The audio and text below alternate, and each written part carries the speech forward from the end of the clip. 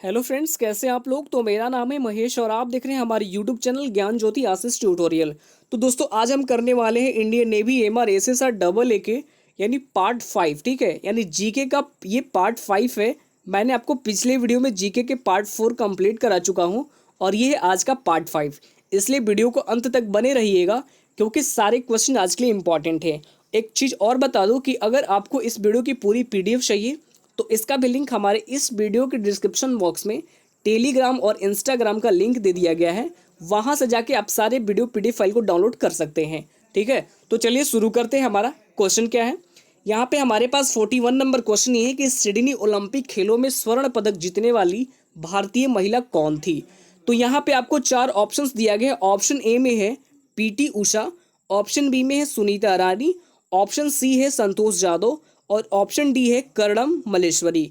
तो यहाँ पे आपको राइट आंसर हो जाएगा option number D, Karnam Malleswari. ठीक है, तो यहाँ पे हम बात कर लेते हैं सबसे पहले कर्णम मल्लेश्वरी के बारे में। तो यहाँ पे एक्सप्लेनेशन ये है, जो कर्णम मल्लेश्वरी है ये ओलंपिक के इतिहास में पहली भारतीय महिला विजेता होने का श्रेय कर्णम मल्लेश्वरी को जाता है। और 2000 के सिडनी ओलंपिक खेलों में कर्णम मल्लेश्वरी ने वेट लिफ्टिंग में पहली बार भारतीय महिला के तौर पर पदक जीता था। कर्णम मल्लेश्वरी को यानी लोहे की महिला के नाम से तब से ही जाना जाने लगा। ठीक है, और मल्लेश्वरी को अर्जुन पुरस्कार, खेल रत्न पुरस्कार और पद्मश्री से सम्मानित भी मिल चुका है। तो ये भी आपको याद रखना होगा। नेक्स्ट क्वेश्चन की ओर बढ़ते हैं। यहाँ पे 42 नंबर क्वेश्चन। 42 नंबर क्वेश्चन आपके स्क्रीन के ऊपर ये है कि बिहू किस राज्य का नृत्य है। ऑप्शन ए है मिजोरम, ऑप्शन बी है असम और ऑप्शन सी में दिया गया है त्रिपुरा, ऑप्शन डी है गुजरात। तो इसका राइट आंसर हो जाएगा ऑप्शन नंबर बी यानी असम का है। ठीक है, असम का है। तो यहाँ पे नीचे आप एक्सप्लेनेशन में देख सकते हैं, जो बिहू नृत्य है ये जो भारत के असम राज्य का लोक नृत्य है जो बिहू त्यौहार से संबंधित है। यह खुशी का नृत्य युवा पुरुषों और महिलाओं दोनों द्वारा किया जाता है और इसकी विशेषता यानी फुर्तीली नृत्य मुद्राएं तथा हाथों की तीव्र गति है। नर्तक पारंपरिक रंगीन अश्मिया या परिधान पहनते हैं। ठीक है, तो ये है एक्सप्लेनेशन। नेक्स्ट क्वेश्चन की ओर बढ़ते हैं। 43 नंबर क्वेश्चन। 43 नंबर क्वेश्चन आपके स्क्रीन के ऊपर ये है कि the God of small things के लेखक कौन है। तो यहाँ पे 4 ऑप्शंस दिए गए हैं। ऑप्शन ए में है अरुणधति राय, ऑप्शन बी में है आर के नमारायण, ऑप्शन सी है अमृता प्रीतम और ऑप्शन डी है महाश्वेता देवी। ठीक है, तो यहाँ पे इसका राइट आंसर हो जाएगा ऑप्शन नंबर ए यानी अरुणधति राय। तो अरुणधति यहाँ पे इस क्वेश्चन का राइट आंसर हो जाएगा। अब यहाँ पे देख लेते हैं एक्सप्लेनेशन। हमारे पास ये है कि सुजेना अरुधंती राय, जिनका जन्म 24 नवंबर 1961, अंग्रेजी की एक लेखिका और समाज सेवी है। ठीक है, इसने कुछ के फिल्मों में भी काम किया है। The God of small things के लिए बुकर पुरस्कार भी प्राप्त किया है। ठीक है, तो ये भी आपको याद रखना होगा। और जो अरुंधति राय ने लेखक के अलावा नर्मदा यानी बचाओ आंदोलन समेत भारत के दूसरे यानी जन आंदोलनों में भी हिस्सा लिया है। तो ये भी आपको याद रखना होगा। नेक्स्ट देखेंगे 44 नंबर क्वेश्चन आपके स्क्रीन के ऊपर ये है, स्वर्ण मंदिर किस स्थान पर स्थित है। स्वर्ण मंदिर किस स्थान पर स्थित है। तो यहाँ पे ऑप्शन ए है Amritsar, option B Madurai, option C Bijapur और ऑप्शन डी मध्य प्रदेश। तो इसका राइट आंसर हो जाएगा ऑप्शन नंबर ए यानी अमृतसर। ठीक है, तो अमृतसर में ये स्थित है स्वर्ण मंदिर। ठीक है, तो यहाँ पे अमृतसर के बारे में बात कर लेते हैं, जो मंदिर है उसके बारे में।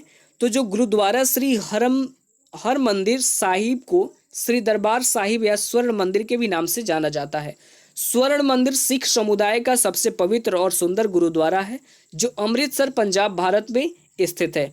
और इस मंदिर का निर्माण दिसंबर 1585 में आरंभ हुआ था, जो अगस्त 1604 में पूर्ण रूप से तैयार हो गया था।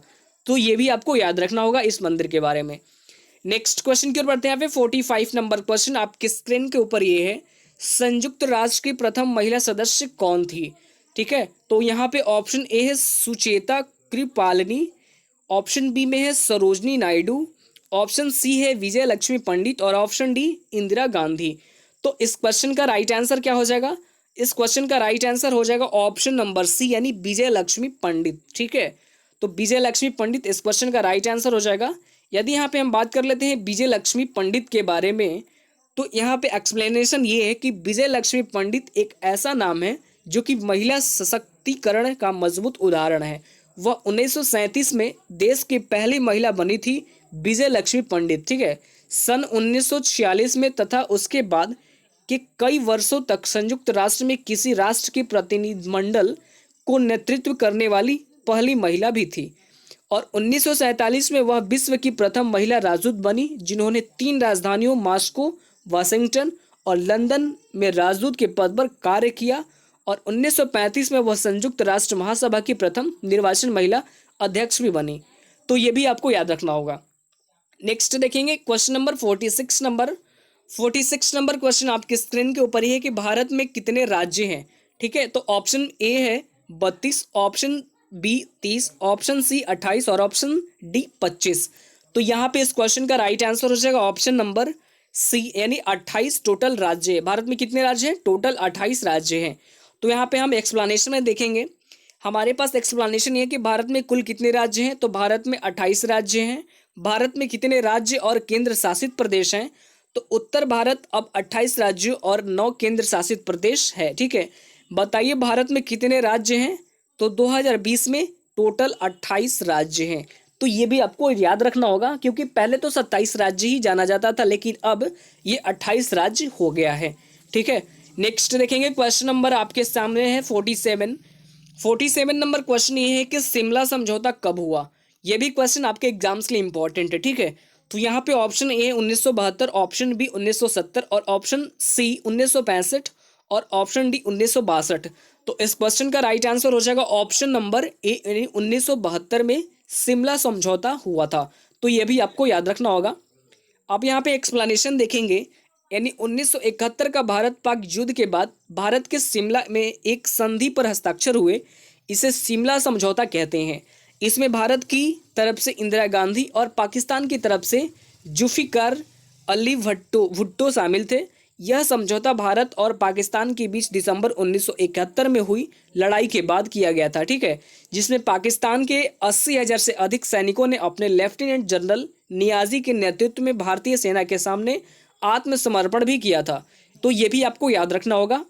नेक्स्ट देखेंगे क्वेश्चन नंबर 48 नंबर क्वेश्चन आपके स्क्रीन के ऊपर ये है 48 नंबर ये कि अर्थशास्त्र का नोबेल पुरस्कार किस भारतीय को मिला था। तो यहाँ पे 4 ऑप्शन हैं, Ravindra Tagore, option B Jimmy Carter, option C Amartya Jain और option D doctor Hargovind Singh Khurana. तो यहाँ पे इसका राइट आंसर हो जाएगा option number C Amartya Jain. ठीक है, तो यहाँ पे एक्सप्लेनेशन देख लेंगे। सॉरी, इस क्वेश्चन का तो मेरे पास एक्सप्लेनेशन नहीं है, लेकिन फिर भी आपको याद रखना होगा कि इस क्वेश्चन का राइट आंसर क्या है, option number C Amartya Jain. ठीक है, तो चलिए नेक्स्ट क्वेश्चन देखेंगे 49 नंबर क्वेश्चन। 49 नंबर क्वेश्चन आपके स्क्रीन के ऊपर यह है कि झारखंड की राजधानी कहाँ है। तो ये तो सिंपली सा सवाल है कि अगर आपके एग्जाम्स में राज्य या राजधानी तो जरूरी पूछ लिया जाता है, कभी ना कभी एक क्वेश्चन तो जरूरी आ जाता है इस टॉपिक से। ठीक है, तो झारखंड की राजधानी कहाँ है, तो यहाँ पे 4 ऑप्शन है, देहरादून, ऑप्शन बी में है राजपुर, ऑप्शन सी रांची और ऑप्शन डी छत्तीसगढ़। तो इस क्वेश्चन का राइट आंसर हो जाएगा ऑप्शन नंबर सी यानी रांची। तो देख लेते हैं यहाँ पे हमारे पास जो एक्सप्लेनेशन है उसको ध्यान से आप देखेंगे। अगर यहाँ पे हम बात करते हैं भारत यानी एक्सप्लेनेशन के बारे में, तो भारत का 28वां राज्य कौन सा है, तो ये झारखंड। भारत का एक राज्य है रांची, इसकी राजधानी है, झारखंड की सीमाएं उत्तर बिहार में, पश्चिम में उत्तर प्रदेश एवं छत्तीसगढ़, दक्षिण में उड़ीसा और पूर्व में पश्चिम में बंगाल को छूती है। लगभग संपूर्ण प्रदेश छोटा नागपुर के पठार पर अवस्थित है। ठीक है, जिसकी क्षेत्रफल 79,714 किलोमीटर, जिसकी स्थापना 15 नवंबर 2000 में की गई थी। और प्रेजेंट टाइम में झारखंड के मुख्यमंत्री कौन है, तो इनका नाम है हेमंत सोरेन।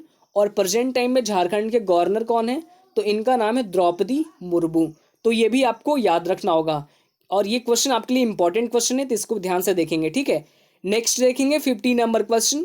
क्वेश्चन नंबर 50 आपके स्क्रीन के ऊपर ये है, एफिल टावर कहाँ स्थित है। एफिल टावर कहाँ पर स्थित है, तो यहाँ पे ऑप्शन ए है London, option B New York, option C Paris और ऑप्शन डी कोलकाता। तो इस क्वेश्चन का राइट आंसर क्या हो जाएगा? तो इस क्वेश्चन का राइट आंसर हो जाएगा ऑप्शन नंबर सी, यानी पेरिस में स्थित है। ठीक है, पेरिस फ्रांस में स्थित है। तो इसका एक्सप्लेनेशन जरा हम पढ़ लेते हैं। एक्सप्लेनेशन हमारे पास बहुत ही इंपॉर्टेंट है। ठीक है, एफिल टावर फ्रांस की राजधानी पेरिस में स्थित है, एक लौह टावर है। ठीक है, इसका निर्माण 1887 से लेकर 1889 में सैंप दे मार्स में सिन नदी के तट पर पेरिस में हुआ था।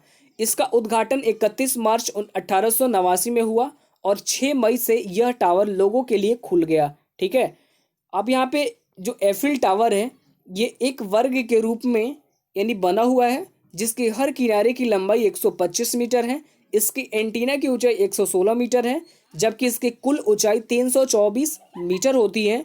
हालांकि समुद्र तल से इसकी ऊंचाई 335 मीटर है और फीट में अगर जानना चाहते हैं तो इसकी ऊंचाई 10 यानी 1063 फीट इसकी ऊंचाई है। ठीक है, तो ये है एफिल टावर के बारे में पूरा डिटेलिंग एक्सप्लेनेशन। और एक चीज़ और बता दो कि अगर आपको ये वीडियो अच्छा लग रहा होगा तो वीडियो को लाइक कीजिए और अपने स्टडी ग्रुप में शेयर भी कीजिए। तो चलिए फिर मिलते हैं नेक्स्ट वीडियो में, तब तक के लिए bye bye, take care, all the best, thank you.